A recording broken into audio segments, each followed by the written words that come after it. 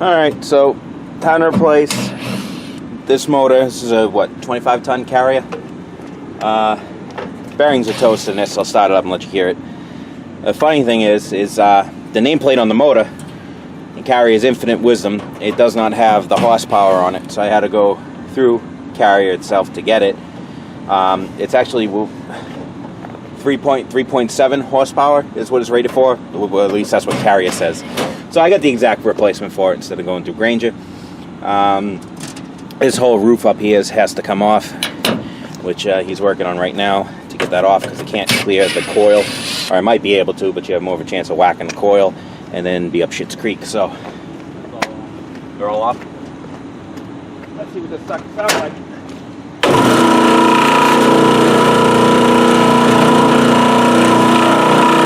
Oh yeah, I love it. All right.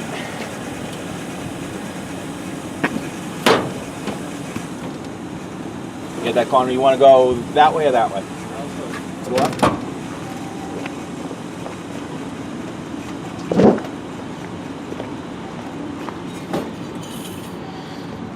Alrighty, so this nut got to come off. This nut and rod got to come off. This nut and rod got to come off without dropping the coil and dropping the motor into the coil. And we should have her out.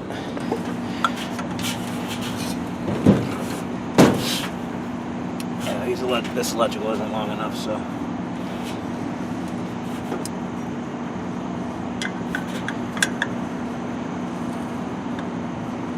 Got it. I'm grabbing needle nose. They're just female stake-ons. And Phillips.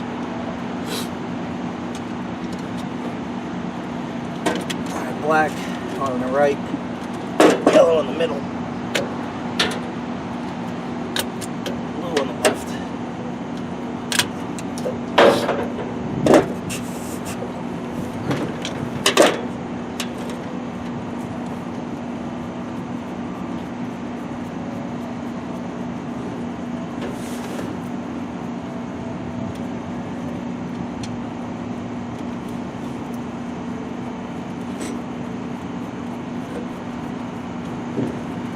These little stake-ons will come through there peacefully.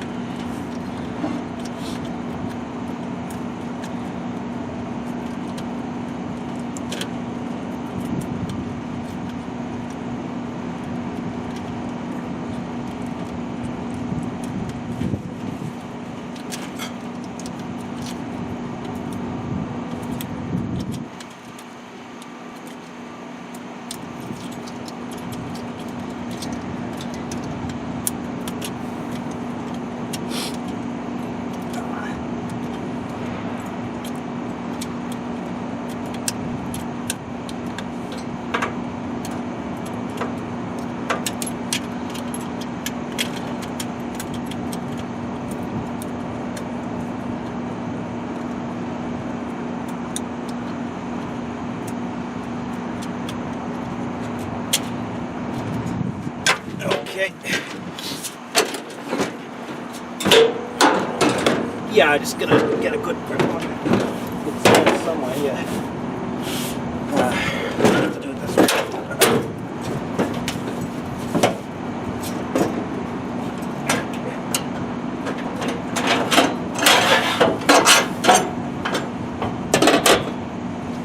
Yeah, let's grab that metal plate.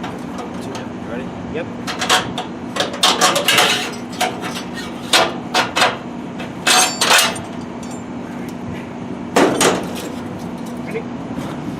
I got it.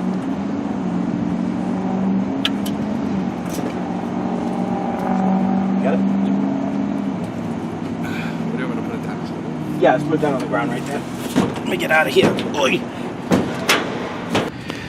Okay, so while he's mounting up the new motor, this one here, bearings are toast. What we're going to do is I'm actually going to bring this back to the shop, pull this apart, see what the bearings are, see how much it costs, and see if it did any internal damage. Might just be able to replace those so that they have an extra motor in stock here. This is, I got what, 1, 2, 3, 4, 5, 6, 6 of the same unit up here, so we can get this one back up and running with the new motor, and they can have this one as a backup.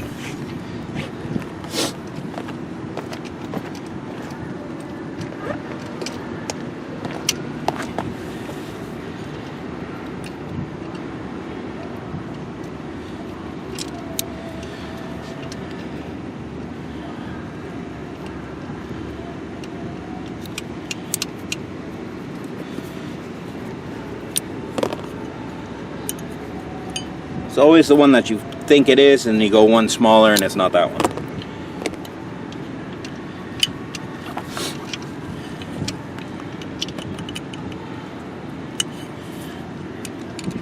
These bolts isn't the same from the rest of them.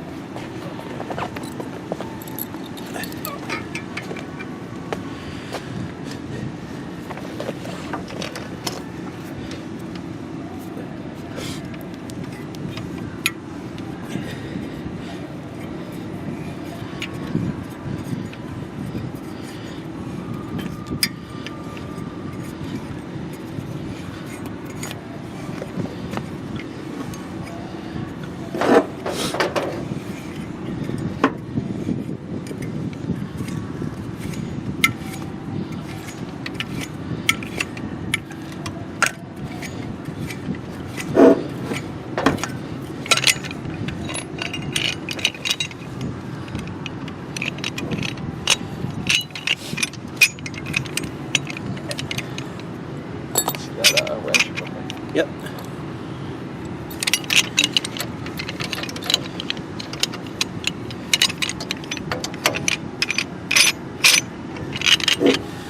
All right. Pulley's not in bad shape at all.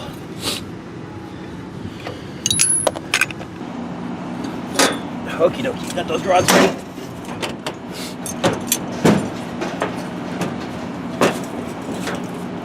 Actually, I can get it better this way.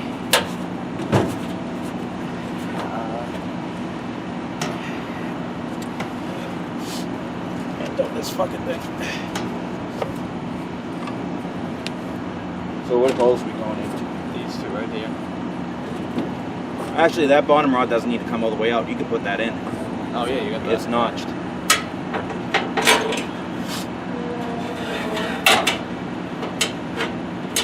Yep. Just back it out just a hair, leave you space, and then line up the front notch.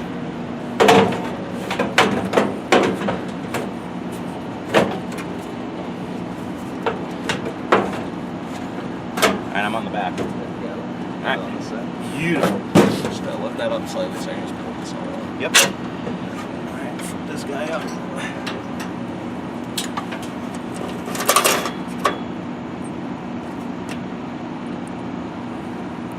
Oh, that's the other side. Give me the other side. On the other side.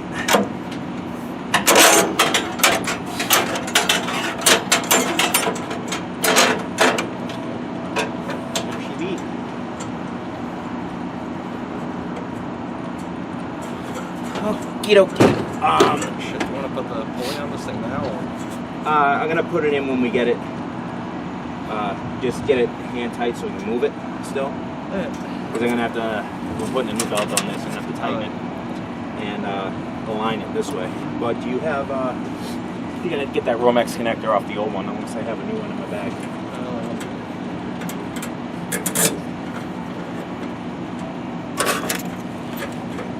My keys before they fall out of my pocket again.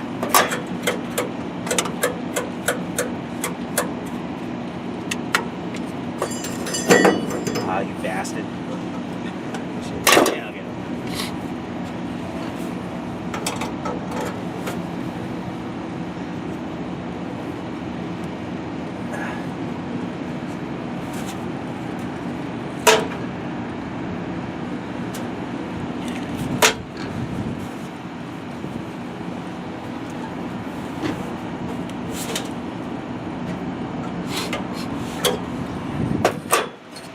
You want to grab those needle right down there?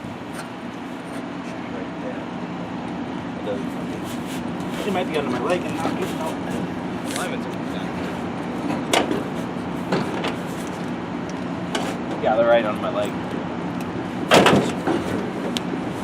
That's one of the clip-in ones, so you have to get a flathead and just push those tabs in. That sucker set, this is 460, right? This is 460, right? No, this unit is 460. It should be. Double check that.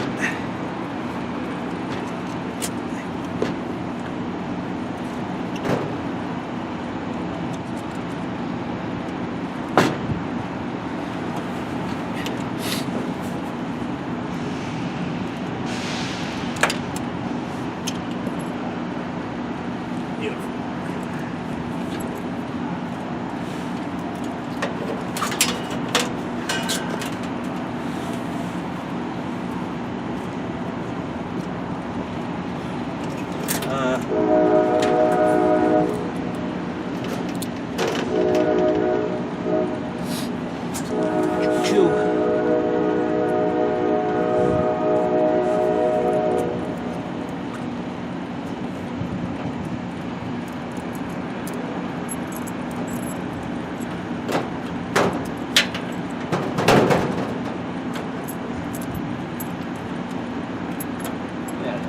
Yeah, that's what I thought. I just want to make sure it's working.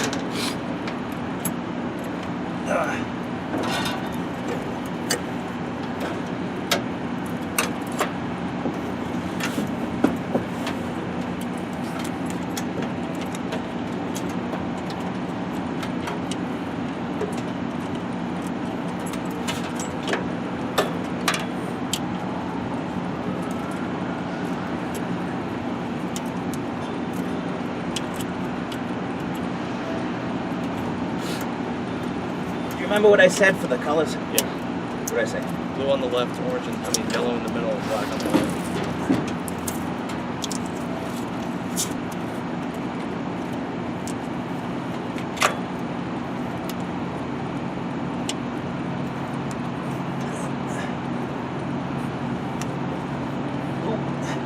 Yellow in the middle? Yep.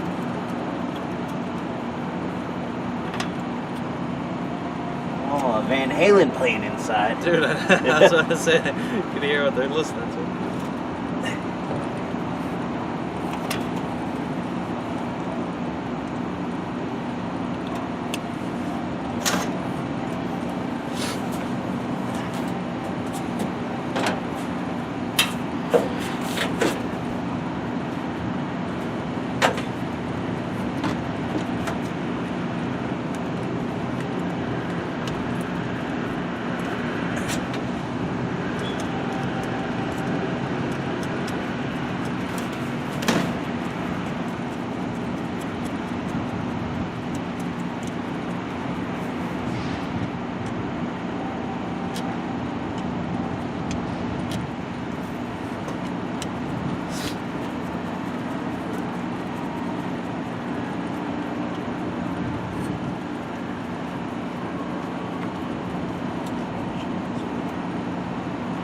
Is that ribbon? Not that bad. Touching the ball, but Yeah, it's still going to be tied up to this, otherwise it's going to be pulley.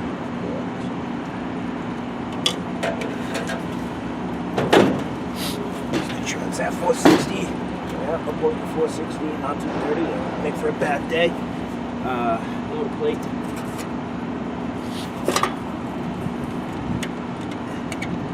an extra screw in?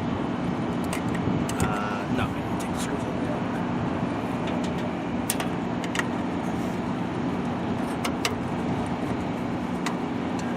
Okay. Oh, yeah. Put this guy in there just to hold this motor up so I can pull in. You know what I'm saying?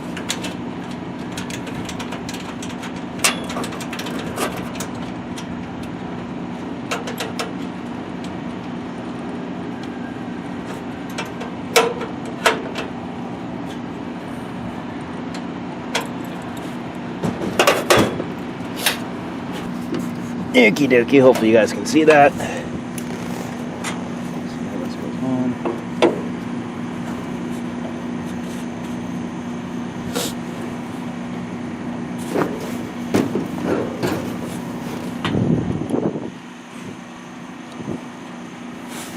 Yeah, you can tap that in after the fact. Beautiful.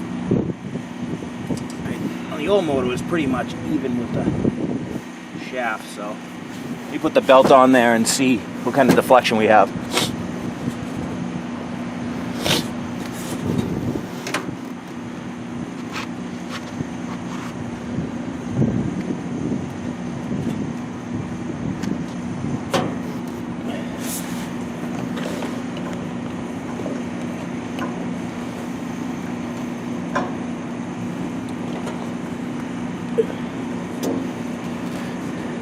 That's actually pretty damn good. Get that little 1/2-inch nut driver there.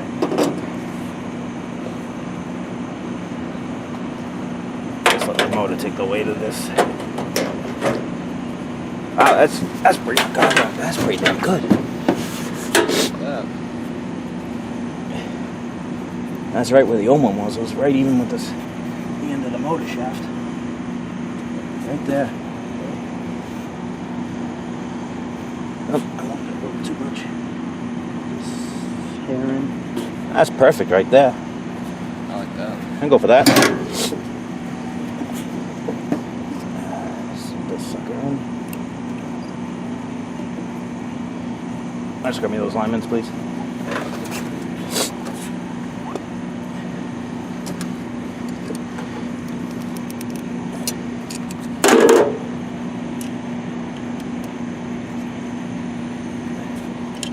Going anywhere.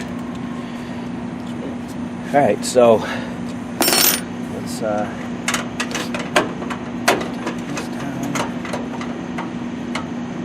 where we'll take it. let me see how tight that is. Maybe a little bit more tension somewhere in that neighborhood there.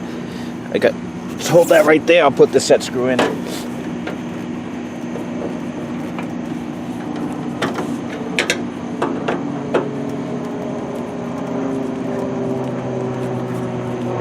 Alright, that'll hold the motor. Just nip those two up and we'll check rotation. The fins on the inside of this are identical. So. Yeah.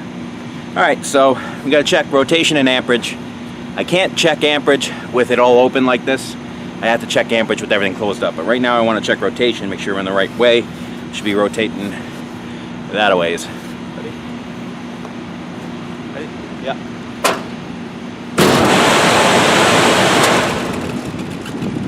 Okay, we're rotating that way. Belt had a little bit of flop in it. I may want to just give that a quick nip. Okay, time to check amperage.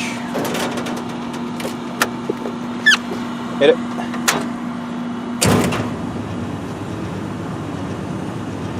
We are spot on. It's 4.8 on there. We're at 5. You're gonna see 5. So I mean, I can loosen it just a hair to get that at 4.8, but that's pretty goddamn good. Okay, so this is the motor that we just took out, and we're getting ready to see what the bearings are inside. And this is one from a carrier I took out a long time ago, and this one, bad bearings also, but it did spin, it did run when it was in the unit. Now, this one here is, the motors are almost identical in size, in form factor, and make. They're actually the same make. This one here, on this side, is rated for 5 horse, and this one here on the horsepower rating has a dash, has no rating on it at all. Now let me zoom you in here just a little bit. You can see here's the tag. So you see it says horsepower dash. But if you look on this little yellow tag above there, it says max continuous horsepower 3.7 at 60 hertz. Okay, and this one also has the little plug, and I'll show it to you guys, has the quick voltage change on it. It's a little plug that plugs into the back instead of having the 9 wires and you have to put 4, 5, and 6 and 1 and 9 and all that together. This just has a plug for high and low voltage, and I'll show that for you to you. Now this is the other motor here, and this one is a 5 horse motor, okay, and this one does have the 9 wires for voltage change. So we'll crack both of these apart. So if I'm going to have to order bearings, I'll just order them both at once. This one is a little bit more in rough shape. You know, we got some corrosion on the shaft here. I'm mainly rebuilding this one for my own use in my shop. And this one we'll have as a backup motor for the rest of the units that we have on that roof. So let me just move this one out of the way. So first thing we want to do here, and I'll get you guys a better angle in a second, but we're going to pick one screw, I'll say this screw here, and we're just going to punch mark the housing and the motor.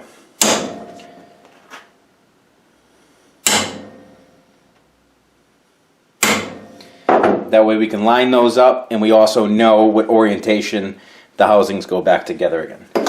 So let me see if I can get you a little bit better of a view. Okay, we got you a little bit better view, and first let me just show you that little quick change voltage selector. So if you look in here, and I'll zoom you guys in, hopefully you can see right here is a little plug. So this plug unplugs, there's actually a little handle for it. Okay, and that's how you change your voltage. If you look here, I don't know if the camera will pick it up real well, but it says high voltage right here, and on the other side it says low voltage. So this way here is low voltage, this way here is high voltage, and you can see the pins, the way the pins are configured.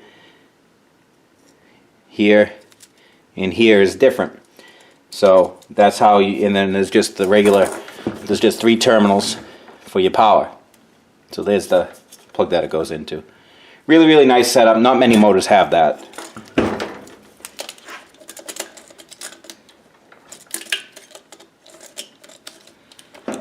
Okay. So we got those sides marked.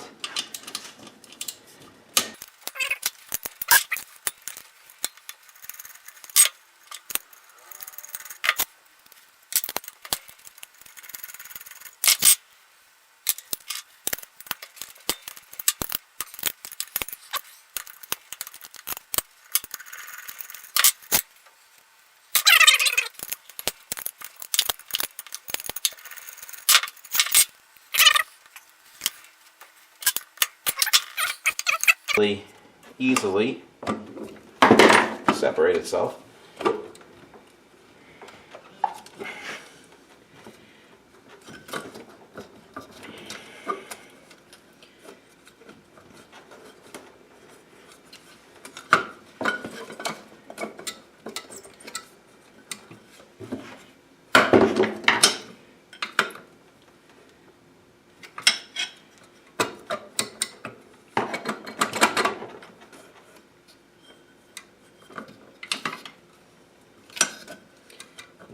Alright, that's gonna require some, yeah, the whole, damn it, I don't know if we're gonna be able to get this, that whole bearing is completely, the whole outside race is gone, bent around it. Let me see if it's front open. Yeah, see the front bearing's alright, it's the rear bearing that's toast. So, I'm wondering if, I think the easiest way,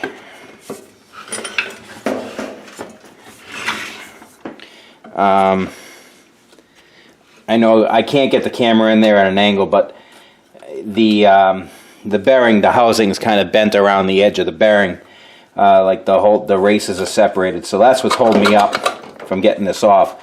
So it's going to have to be pried off, but the shaft doesn't extend all the way through this side. I might have to do. I wonder if I can just give it the old heave hole off of this side.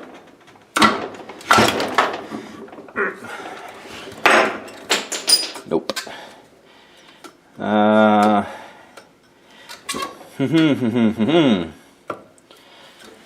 Conundrum here. It's bent. It's bent just a hair over the edge. Let me go handheld here for a second. All right, you can see it right there. All right, that is part of the bearing housing. That's kind of looped over the edge there and won't allow me to come out. So what I have to do is just bend that little lip out a little bit. So right there, it's not that much. So let me see if I can get a screwdriver in there or something. I'll definitely get it out, hopefully without doing any damage, and hopefully there's not a whole lot of damage to the bearing pocket or the motor shaft to allow me to actually get another bearing for it. I mean, if it's too far gone, it's too far gone. Okay, so we got everything out. Took a little bit of finagling. So here's the front housing. That's where the bearing sits. No issues there. Here's the shaft. So you can see the size difference in the bearings, and you can see the shaft is actually turned down to fit the smaller bearing in the back. I can't read the numbers on it. I think the numbers are on the inside race here. I can't read them. And the rear housing is where the issue was. What looks like happened is this rear bearing, even though it's spinning now, when I took it out it was really, really stiff. After spinning for a little bit it loosened up. And you can see kind of the rub marks there. That bearing froze, and in the rear housing here there's a steel insert.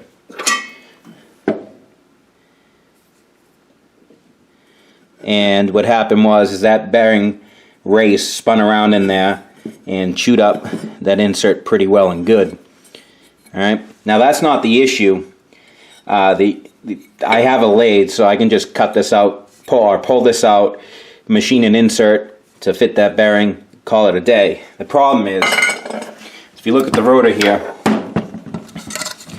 you see the rust spots and you see shiny. Okay, now you can see what it did in there. So it knocked all of the inside of the actual coil, the bars. You can see them, knocked those all kinds of apart. See? That's where it was hitting, that's where it was slamming. So it bent them all, knocked them all off, they're all out of whack. So this motor's toast, so there's no repair in this. There's no point to go any further in this. So let me take apart that other 5-horse motor, and we'll see if we can salvage that one. Alright, before we get on to the other motor, I just took this apart a little further. You can get a good idea how this motor was built. This right here is a temperature overload. So basically, if this motor here gets too hot, it'll shut it down. This was sitting right here with a little clip that held it in.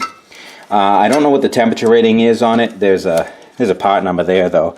I'm sure somebody out there can look that up and want to do it. But so, as I said before, here's your three legs, and this right here says low voltage. So right now that's wired for low voltage.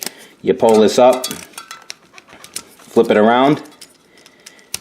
Now it says high voltage. It's wired for high voltage, for 460 volt. So remember I said before, there's usually most wires have 9 wires, and you connect for low voltages 4, 5, and 6 together, 1 and 9, 2 and 8, 3 and 7 together. All these, it's the same idea. So here are all the wires. They're all labeled T3, T6, T7, T1. All they did basically is just wire those into a little terminal block, and this little doodad here switches it between high and low voltage by either putting the windings in series or in parallel. Okay, so a lot easier and very nice. And like I said, not many motors have that. So I got the other one off. Everything looks the same. It's actually the same exact bearings, and the rear back plate is 100% fine. So I got my hopes up, but I got the same issue. She's you can see in there, she's all chewed up inside. So no saving this one either. We'll send this off to the scrap bin. Now, interesting point is this one is one of the ones with the wires, and I think I may have said the wiring diagram wrong. Low voltage is 4, 5, and 6, 1 and 7, 2 and 8, and 1 and 3 and 9. I think I had that backwards. But anyway, so this is toast. But this one does not have an internal overload. This has no overload protection in it, unlike the other motor. So both of these will be scrapped for copper, and you know what? 10 minutes worth of work, it was worth a shot. If you could have saved, it's like a $375 motor there. You know, could have probably thrown a couple of $20-$40 bearings in there and had a backup motor, but no dice. It was worth a shot looking into both of them, but both of them are toast. Oh well, win some, lose some. So, thanks for watching. See you guys in the next one.